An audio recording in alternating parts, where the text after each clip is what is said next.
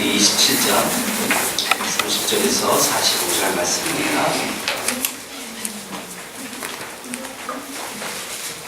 창세기 27장 30절에서 45절까지 말씀을 우리 한 절씩 교독하겠습니다.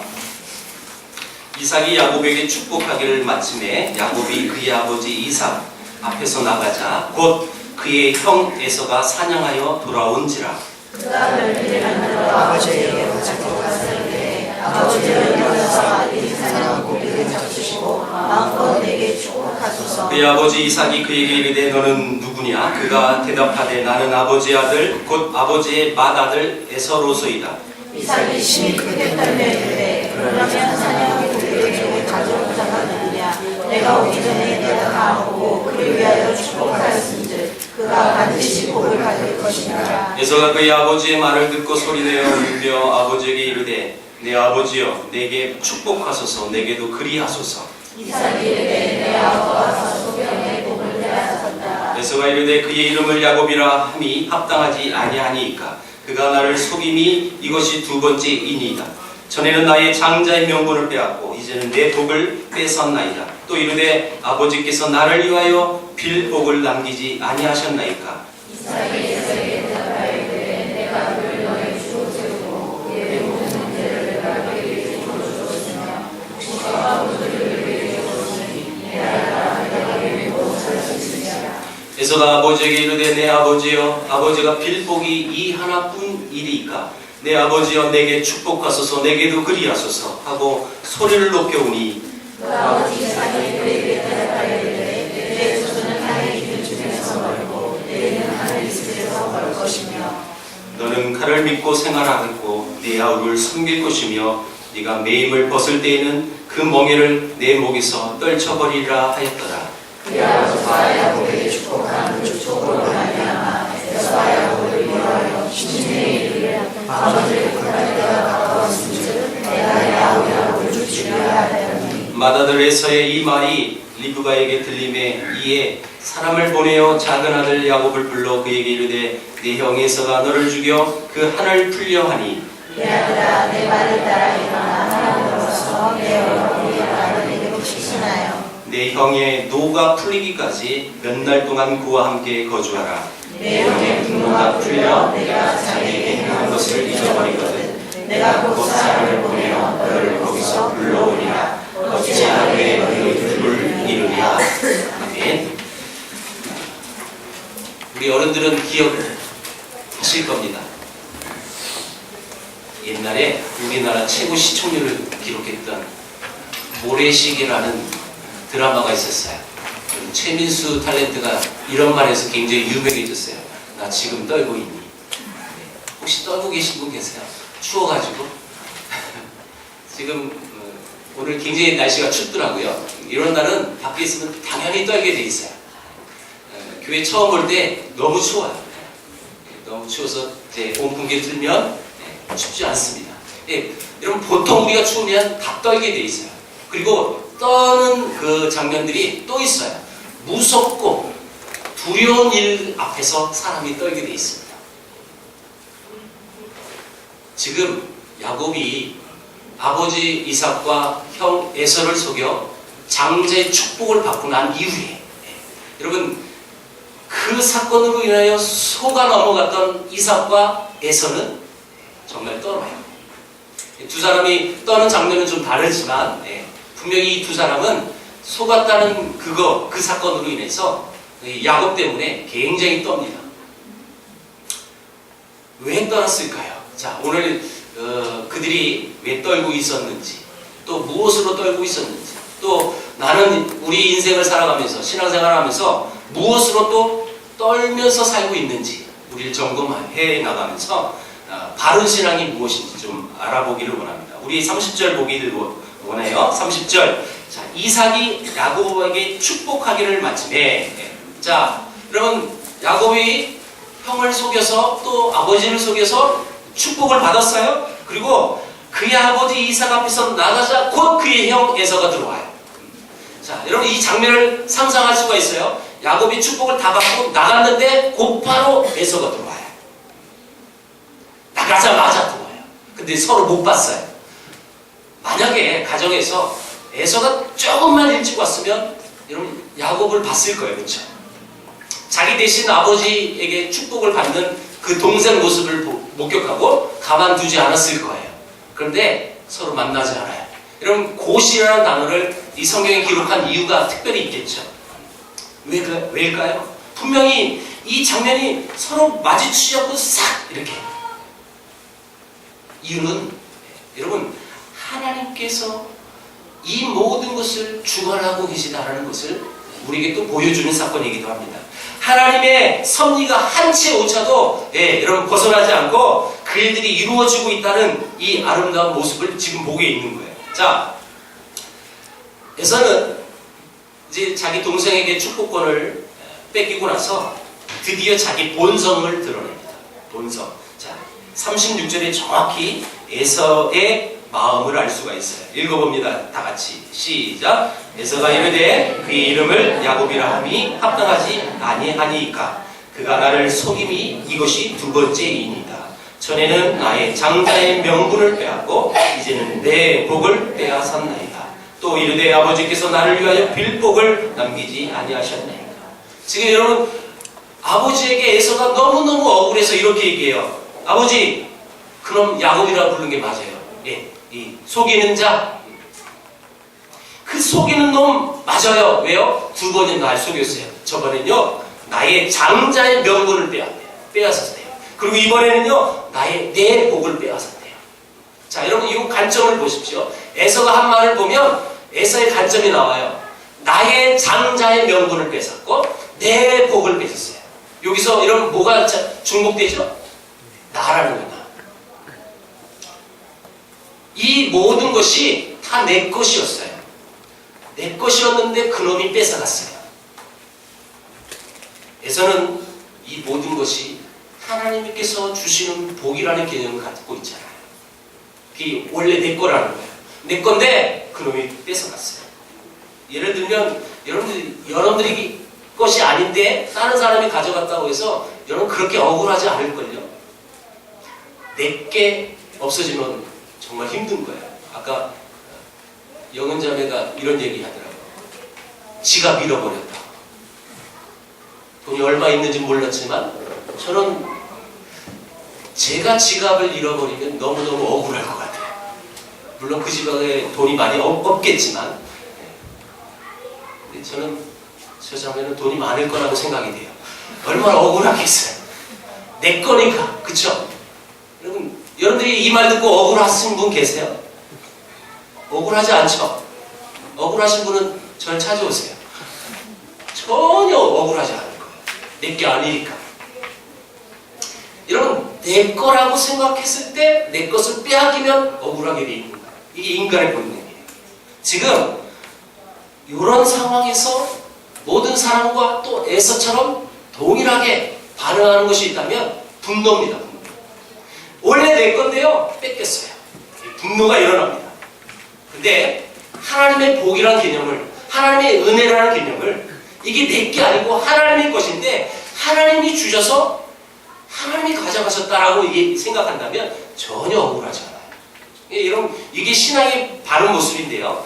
내 것이라고, 나의 것이라고 다 이렇게 소유의 개념을 갖고 있다면 하나님의 은혜가 드러나지 않아요. 바로 지금 에서가 그런 사람이었어요.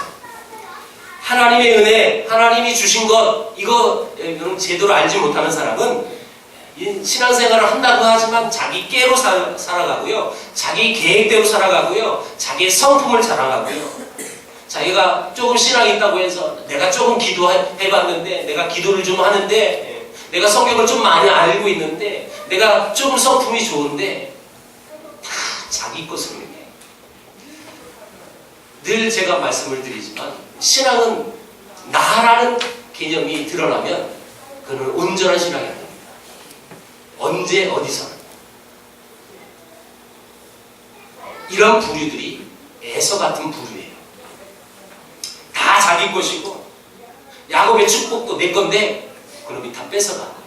분명히 하나님이 말씀하셨어요. 큰 자가 작은 자를 섬길 것이라고.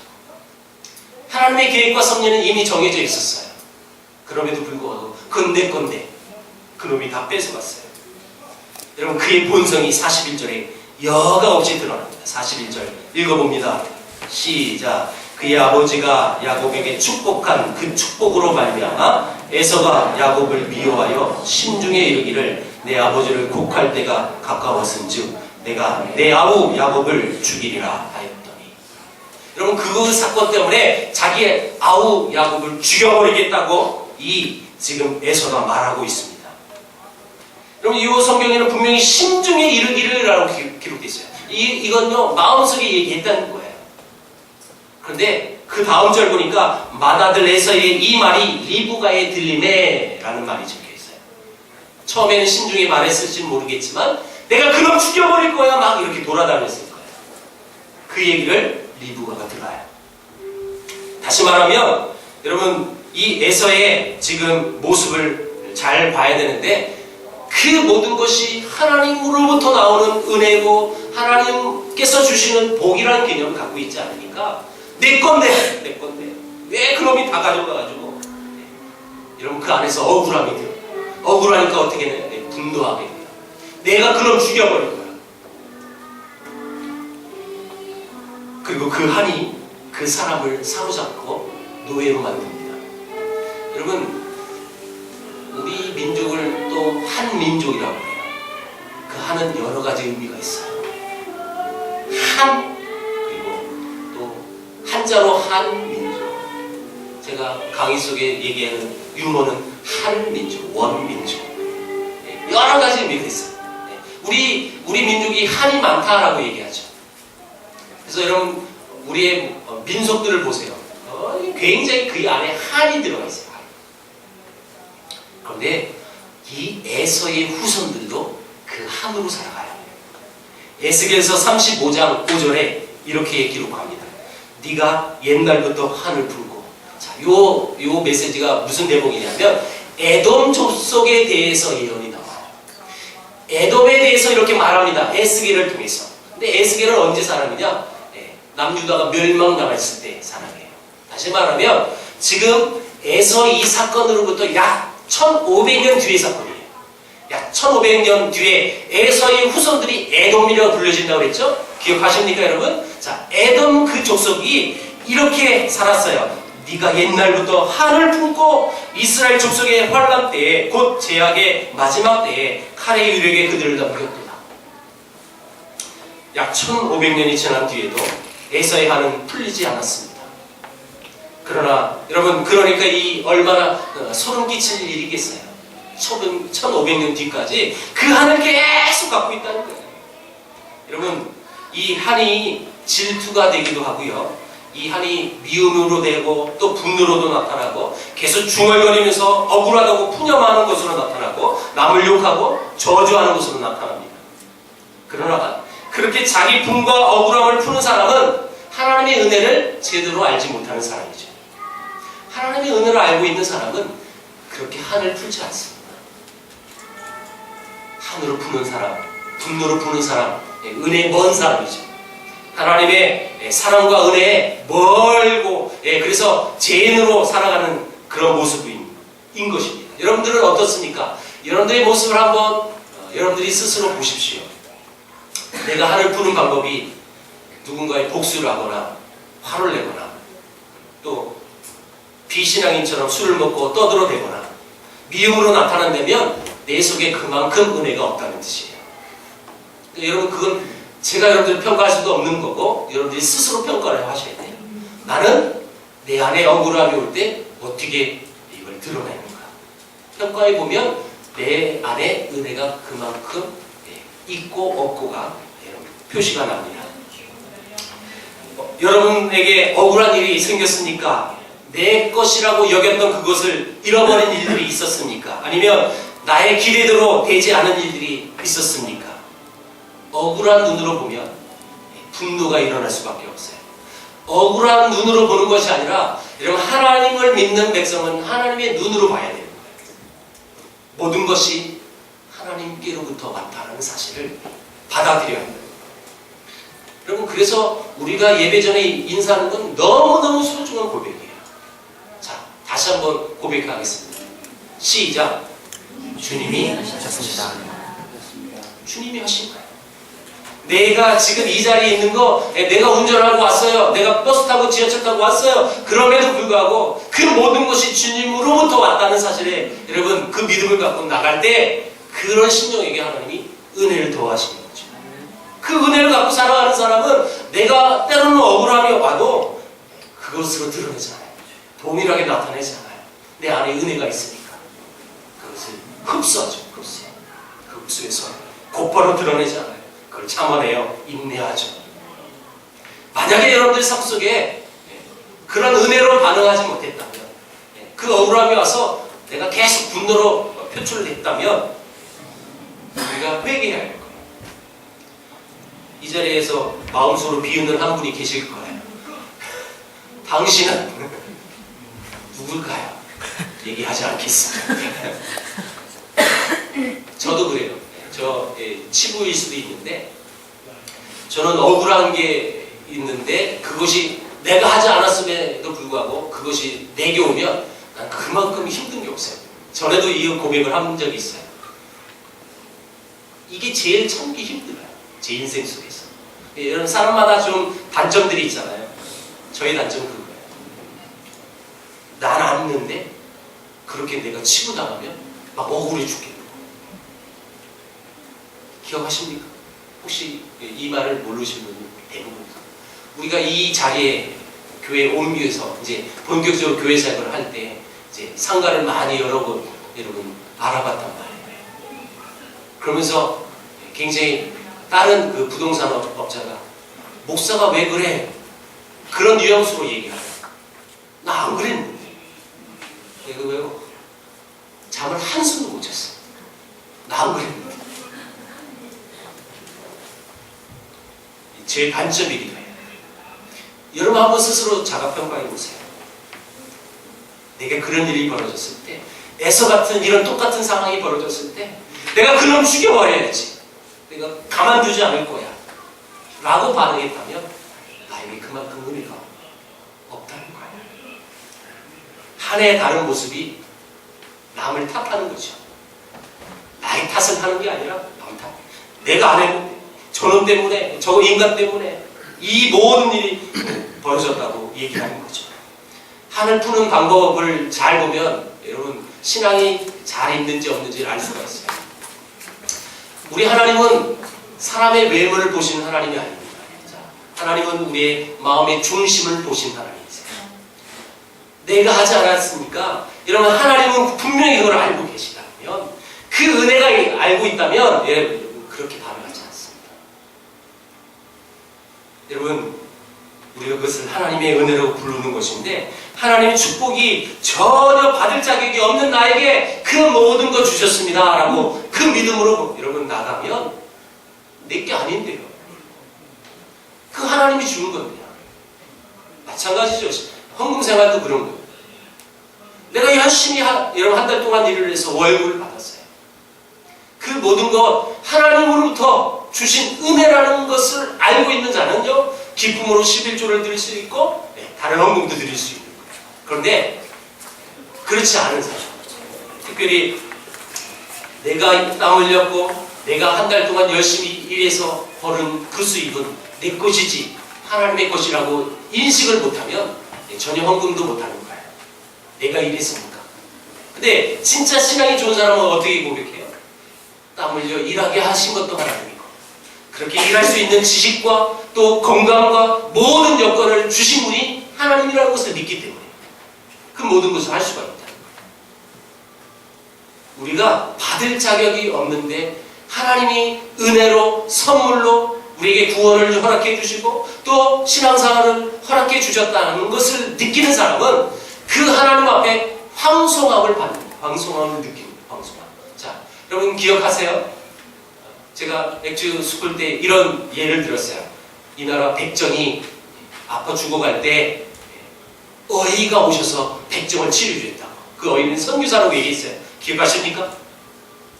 자, 우리나라 조선 문화는 백정이 아플 때 어이가 어찌 백정을 만져가며 주의를 해줘요? 할 수가 없는 문화입니다. 백정은 천민이라고 해서 일반 의원도 고치질 않아요. 일반 의원도 천민은 천민만 만지고 천민만 대할 수가 있어요.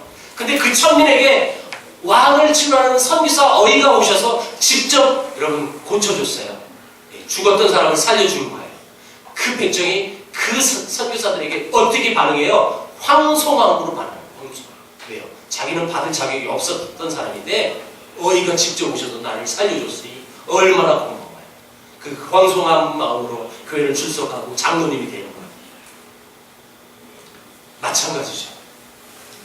우리 인생 속에, 우리 신앙 속에 내가 주어지었던 그 모든 것 하나님이 하셨습니다 라는 고백 위에 신앙생활하면 그 하나님 앞에 감사할 수가 있죠. 감사가 없다? 그거는요 그만큼 은혜가 없는 거예요. 내게 주신 은혜와 그 사랑과 하나님의 그 구원의 선물을 전혀 감사함으로 반응하지 않아요. 그러니까 감사함이 없어요. 불평, 불만이 계속 나올 수밖에 없는 거죠. 여러분 은혜의 반대가 뭔지 아십니까? 은혜의 반대가 율법 아니에요. 은혜의 반대는 분노하는 거예요. 그 모든 것조차도 하나님이 주셨던 은혜라는 사실을 모르니까 분노하게 된다는 거예요. 한 사람에게 이 하나님의 황송한 은혜가 임하는 그 순간 뚜렷한 특징은 억울해서 분노하는 것이 아니라 그 모든 것이 사라지기 시작하는 것입니다. 그래서 모든 것이 감사하고 모든 것이 황송이고 뜻밖의 선물이라고 그래서 하나님을 찬양하고 하나님을 높이며 하나님의 영광을 돌리는 것이 진짜 신앙이라는 것입니다. 여러분들의 모습을 한번 재점검해 보세요. 나는 그 모든 것이 은혜라 여기서 그 하나님께 늘 찬양하는 사람입니까? 아니면 왜 이것밖에 안 주시느냐고 왜 저 사람은 저렇게 많이 줬느냐고 이렇게 억울함으로 분노하는 사람입니까? 내 모습을 보면 내가 어떤 사람인지 알 수가 있어요. 그게 에서 같은 사람이었어요. 두 번째, 여러분 이삭, 아버지 이삭도 나 떨고 있니? 라고 얘기해요. 자, 보십시오. 33절. 오늘 본문 33절이에요. 다 같이 읽어볼게요. 시작. 이삭이 심히 크게 떨며 이르되 그러면 사냥한 고기를 내게 가져온 자가 누구냐? 네가 오기 전에 내가 다 먹고 그를 위하여 축복하였은즉 그가 반드시 복을 받을 것이니라. 지금 이삭의 상황을 성경이 이렇게 표현해요. 심히 크게 떨며. 왜 심히 크게 떨어요? 내가 내 아들인 줄 알고 에서인 줄 알고 마음껏 축복을 했는데 그놈이 에서가 아니라 야곱인 거예요. 진짜 에서가 왔어요. 그 상황을 알았던 이 이삭은 크게 심히 떨립니다. 왜일까요? 에서는 속았다고 해서 떨었어요. 에서는. 그런데 이삭은 좀 다르게 떠는 거예요. 자기의 계획, 자기가 그렇게 끝까지 에서에게, 큰아들에게 여러분 장제 축복을 해주려고 애썼어요. 그래서 나름대로 해서 했다고요. 그런데 자기의 생각과 자기의 계획과 정반대의 결과가 나타나요. 이게 뭘까요? 지금 이삭에 떠는 것은요 깨달음으로 떠는 거예요. 내 생각과 내 계획은 이거였지만 결과는 다른 거였어요. 원래 하나님의 계획과 하나님의 섭리대로 그 모든 것이 결론 내어지는 거구나. 내 계획은 에서였어요. 근데 하나님의 계획은 야곱이었어요. 결국 야곱에게 축복을 해요. 이게 하나님이 일하는 방법이구나. 이 앞에서 이삭은 심히 크게 떨 수밖에 없었던 것입니다. 이 모든 것은 하나님의 주권적인 손길 안에 있는 거구나. 그러면서 떠는 겁니다. 이때 에서가 아버지에게 이렇게 얘기해요. 아버지, 야곱에게 했던 그 복, 그것밖에 없어요? 그 하나밖에 없었던 축복이에요? 아버지 정말 나한테 빨리 복 주세요. 나에게도 축복해 주세요. 계속 애걸복걸을 합니다. 그때 이삭이 에서에게 대답합니다. 37절입니다. 다 같이 읽어봅니다. 37절 시작. 이삭이 에서에게 대답하여 이르되 내가 그를 너의 주로 세우고 그의 모든 형제를 내가 그에게 종으로 주었으며 곡식과 포도주를 그에게 주었으니 내 아들아 내가 내게 무엇을 할 수 있습니까? 지금 마음껏 축복해 줬어요. 그리고 나서 진짜 에서가 와서 아버지 계속 나도 복 주세요 라고 했을 때 내가 이미 야곱에게 다 복줬다. 내가 내게 할 수 있는 게 아무것도 없다고 지금 이삭이 고백합니다. 왜요? 이 모든 것은 하나님의 계획이었어요. 하나님은 큰 자가 작은 자를 섬길 것이다라는 하나님의 섭리가 이미 있었어요. 하나님의 계획 앞에, 하나님의 섭리 앞에 자기가 할 수 있는 건 아무것도 없다라고 여러분 그렇게 심히 크게 떠는 것이 이삭이었습니다. 때로는 우리의 삶이 크게 잘못되었다고 느낄 때가 있습니다. 그런데 어떻게 해야 합니까? 내가 원래 내 생각대로 내 계획대로 잘 되어지지 않는 것들이 있습니다. 그때 어떻게 해야 할까요? 내 생각 계획 없이 갑자기 가족이 아프기도 하고 사고도 나고 여러 가지 이런저런 모양으로 하나님은 우리에게 사인을 줄 때가 있어요. 원래 하나님의 계획이 이렇게 있다면 내 계획은 이랬어요. 그래서 내 생각대로 내 뜻대로 가요. 하나님 그에게 사인을 줘요. 돌아오라고. 여러분 신앙이 민감하신 분들은 하나님의 음성에 민감하신 분들은 그 사인을 통하여 되돌아와요. 그런데 끝까지 고집불통이 사람이었어요. 그건 하나님의 계획이고요. 하나님 이건 요 부분만큼은 내 뜻대로 해볼게요. 그 사인 통해서 안 돌아오면 더 맞죠? 대표가 여기 있어요. 하나님은 우리 인생 속에 많은 사인들을 주세요. 그 사인은 뭐예요? 말씀으로 돌아오라는 거예요. 되돌아오라는 뜻이에요. 그런데 그것을 알지 못하면 더 큰 바가 있죠. 이를테면 이거예요. 극단적으로 얘기하기는 좀 그렇지만 이삭이라는 사람은 지금 이런 케이스예요. 하나님의 계획과 나의 계획이 다르다는 것을 드디어 깨닫고 나서 되돌아오는 케이스예요. 내가 할 수 있는 게 아무것도 없다. 근데 에서는요 정반대 사람이에요. 그렇다면 하나님의 계획이 그랬다면 여러분 정신 차리고 내가 축복을 받는 것을 내가 원하지만 하나님의 계획이 하나님의 섭리가 그랬다면 그것을 인정해야 돼요. 근데 에서는 인정하지 않아요. 온전한 하나님의 말씀으로 되돌아오지 못하니까 엉뚱하게 반응하는 게 에서였어요. 어떻게 반응했느냐? 여러분 나중에 에서가 결혼을 하죠. 이제 46절부터 이제 28장 내용이 그 내용이에요. 에서가 결혼하는데 가나안 사람하고 결혼해요. 이방 여자를 아내로 삼으니까 부모가 좋아하겠어요? 별로 안 좋아하거든요. 안 좋아하는 눈치를 느껴요. 이게 아닌가 봐요 하면서 이스마엘 그 후손에게 찾아가서 이스마엘 후손 여자를 데려와서 또 아내를 삼아요.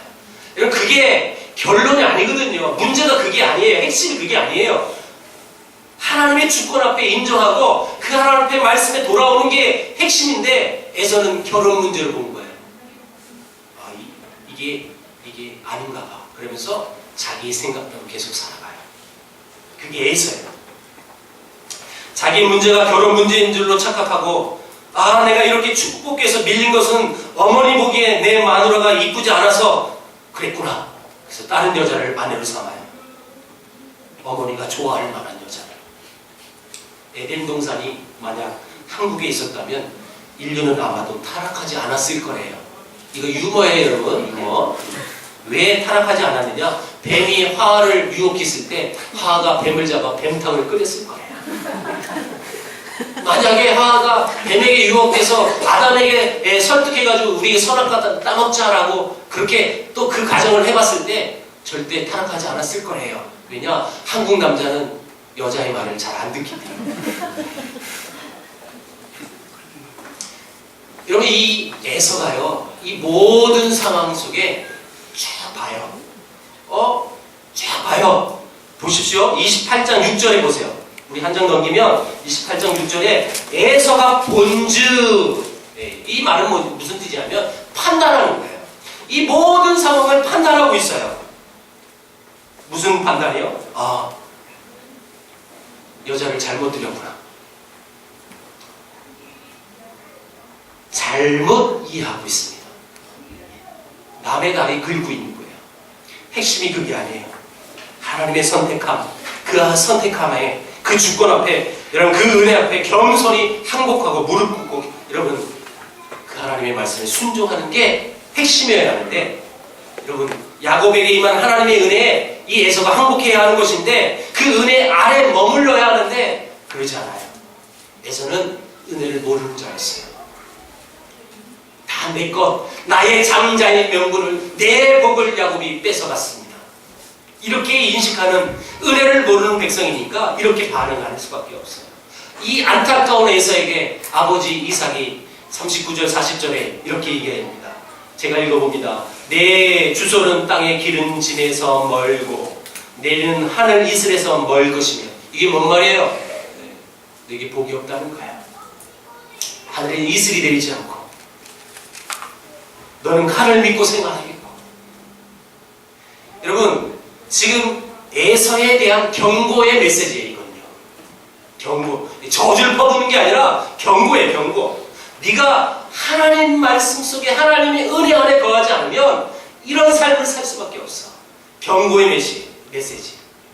마찬가지. 여러분, 이 메시지가요, 이건 정말 인생에 살아갈 때 정말 피폐하게 살아가는 인생이거든요. 농사를 지어도 농사가 안 돼요. 그러니까 이 인간은 칼을 의지해서 남의 것 뺏어서 살아가야 하는 거예요. 우리가 하나님의 은혜 아래에 머물지 않으면 이 에서의 경고의 메시지처럼 우리도 그렇게 살 수 있는 거예요. 비록 신앙생활을 하더라도 하나님의 은혜를 모르면 우리 안에 평안이 없어요. 진짜 안식이 없어요. 이 주일날 예배드리는 이 복된 주일날 교회 와서 예배를 하지만 내 안에 진짜 안식은 없는 거예요. 평안도 없고요. 신앙생활이 역지스러워요. 이 교회 오는 자체도 힘든 거예요. 저는 그런 케이스를 많이 봤어요. 이제 학생들 특강하러 이제 주일날 이렇게 가서 메시지 전하면 많이 자요. 잠을 많이 자요. 교회에서. 우리 교회 애들도 많이 자요, 사실은. 나중에 물어봐요. 너희들 왜 이렇게 자냐? 그렇게 잘 봐요. 왜 왔냐? 이렇게. 교회 안 오면 엄마가 용돈 안 준다고 해서 억지로 끌려오는 거예요. 여러분, 억지의 신앙생활이 진짜 신앙생활인가요? 억지로 교회 봉사하는 것이 진짜 봉사일까요? 결코 그렇지 않습니다. 내가 하나님으로부터 받은 은혜가 크고 놀라우면 그 은혜 때문에 그 봉사도 기쁨으로 할 수가 있고요. 아까도 얘기했던 헌금생활도 마찬가지. 모든 것이 기쁨으로 가능해요. 그런데 그 은혜가 낮으면 낮을수록, 그 은혜가 내 안에, 여러분, 장부가 줄어들면 줄어들수록 교회에 나오는 것도 힘들고 봉사하는 것도 힘들고 섬기는 것도 힘들게 돼 있어요. 모든 것이 하나님으로부터 왔다는 믿음이 없으니까 은혜를 모르고, 또 은혜를 모르니까 결국 자기 칼을 믿고 살 수밖에 없는 인간이 되는 거예요. 여러분들이 갖고 있는 그 칼 믿고 사실 거예요? 여러분들이 갖고 있는 그 스펙 갖고 사실 거예요? 한번 생각해 보세요. 세상에 주어지는 그 스펙들은 여러분 일순간이면 다 사라질 수밖에 없어요. 근데 진정한 하나님의 은혜를 알고 그 하나님 앞에 아래에 거하면 그 인생은 복된 인생이에요. 아무리 생활이 공고하고 아무리 모든 사람들이 우리의 모습을 보고 인정하지 못할지라도 내가 정말 그 하나님의 은혜 안에 그 모든 것이 하나님이 주셨던 그 놀라운 은혜였음을 고백하며 믿고 살아가는 그 아름다운 백성들에게는요, 진짜 평안이 있는 거야. 이 주일이 기쁠 수밖에 없는 거예요. 이것도 한번 적용해 보세요. 내가 오늘 이 주일날 예배 나올 때 정말 기쁨으로 나오는지, 아니면 할 수 없이 나오는지, 내가 안 오면 목사님 또 전화하겠지 해서 왔는지, 엄마 용돈 안 줄까봐 겁나서 왔는지, 내가 주일 한 번만 가주면 일주일이 편하니까 일주일의 안식을 위해서 왔는지 한번 고민해 보십시오. 이것이 에서의 문제였습니다. 자기 이익이 걸린 문제를 가지고 분노로 떨지만 하나님께는 마음을 열지 않습니다.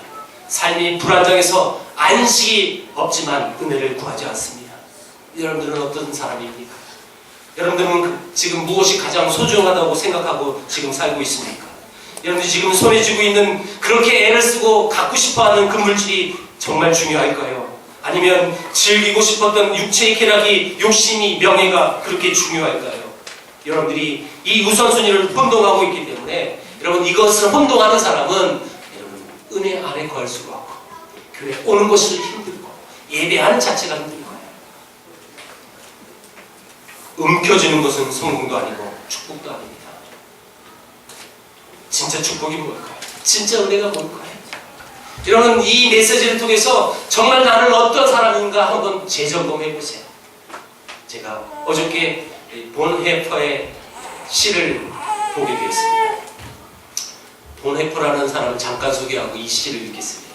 그리고 결론 맺겠습니다. 본헤퍼라는 사람은 독일 목사님이에요. 저는 사실 옛날부터 신학교 다니면서 독일 신학자들을 별로 좋아하지 않았어요. 왜냐하면 독일 신학자들이 거의 다 자유화가 되거든요. 저의 선입견이 좀 있었어요.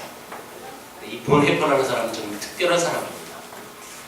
본헤퍼는 나치가 여러분 그렇게 왕성하게 활동할 때 독일 목사들이 그런 분들은 목사님도 아니에요. 목사들이 나치를 주동해서 유대인들 학살하는 걸 여러분 아무 죄의식 없이 죽여요.